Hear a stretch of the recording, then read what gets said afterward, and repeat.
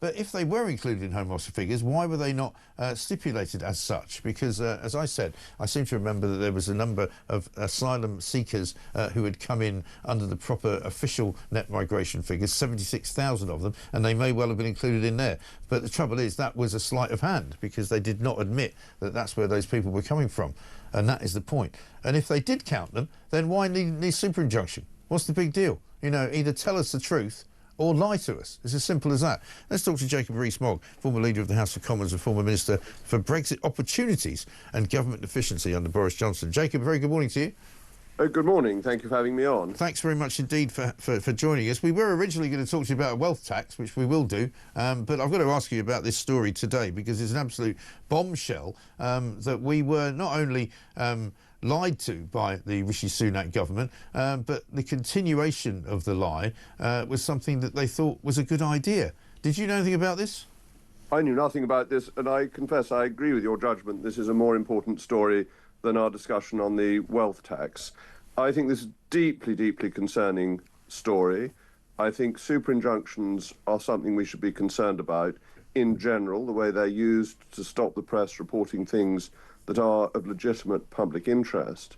And I listened carefully to Ben Wallace and read his article in The Telegraph, and he was a really fine defence secretary.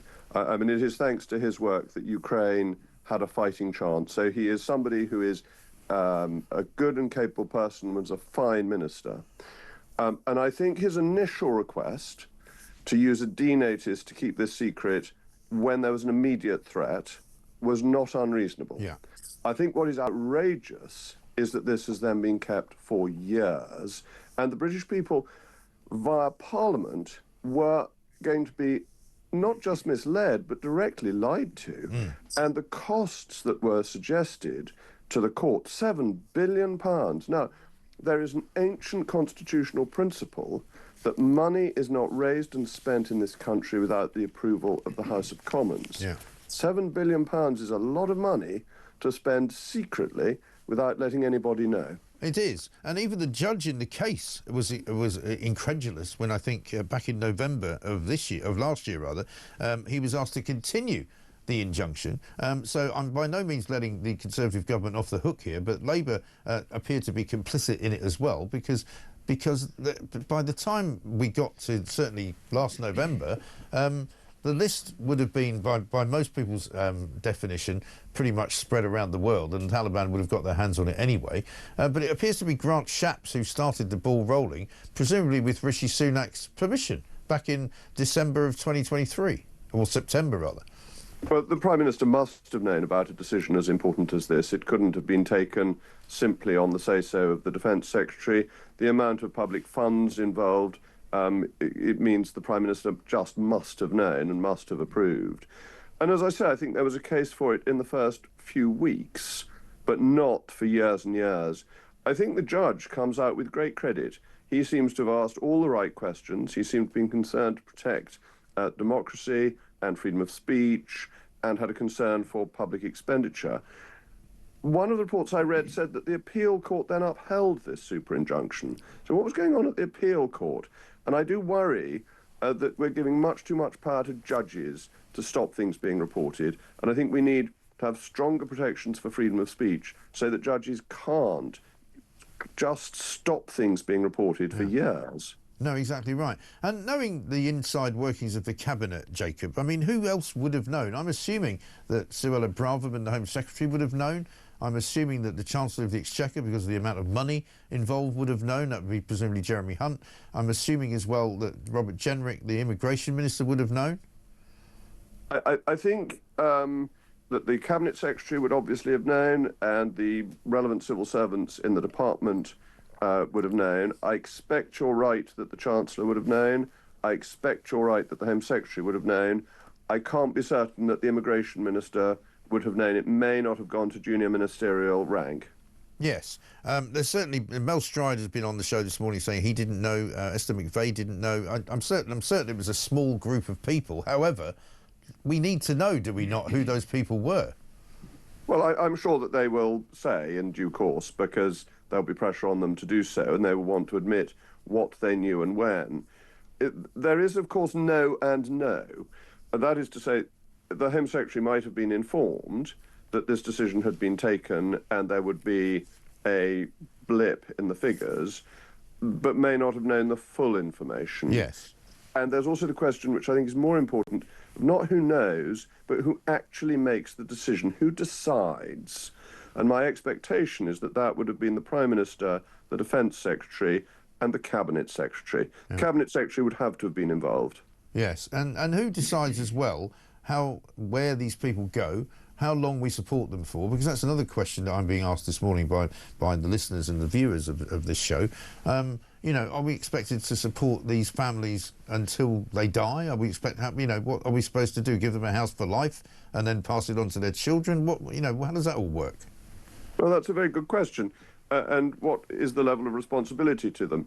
I think in the context of the millions that we've had coming into this country, supporting a few thousand who have actually helped the country is, in the scale of things, proportionate. I'm much more concerned about the millions coming in.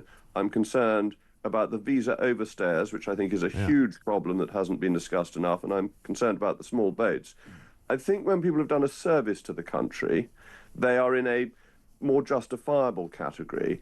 But I was hearing, just as I was waiting to come on the programme, the anger coming through from your viewers and listeners about this failure to take migration seriously, and this is part of that wider problem. Yes, and for the Conservative Party, which is already pretty much at its lowest point, I think, in its history, this is a massive blow, is it not? It's hard to say that this is good for the reputation of the Conservative Party when we're meant to be the party in favour of free speech. Yes, and transparency. Indeed. As I say, I think a D-notice initially to work out what the risk was and to safeguard people who were at the highest risk is one thing. A multi-year super injunction where you can't even say that the injunction exists. £7 billion of public expenditure, taxpayers' money, that you're not even allowed to know about. It's absolutely outrageous. Yeah, it really is. I mean, it also skews all of the economic foundations that we've been told about since July, since Labour have been in, because they haven't mentioned the fact that there's a £7 billion black hole. I don't know if it's part of the £22 billion black hole, but they could have done better here, couldn't they? They could have done. This is one of the failures of Labour, is that when they came into office, they said, oh, it's all the Tories' fault, and invented a £22 billion black hole, which didn't, in fact, exist. Whereas what they should have said is, oh, the Tories did this terrible thing, and now they have taken responsibility for it for a year. And I heard the Defence Secretary on another radio channel this morning, and he was saying, oh, well, we had to have a review. This is a government by reviews. Ministers never seem to want to make a decision. They always want to outsource their decision-making to some third party, some bureaucrat. Ministers are there to decide.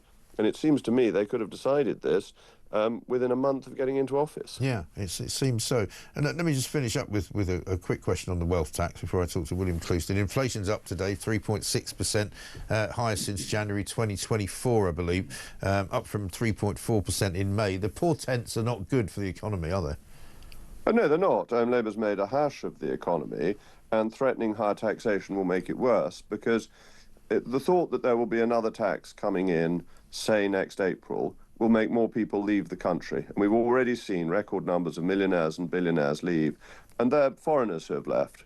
We will now begin to see high-earning, intelligent British people leaving the country because the taxation has got extortionate.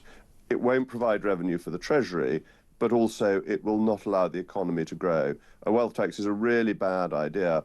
And one of the reasons it's such a bad idea is that there's no cash flow in relation to it.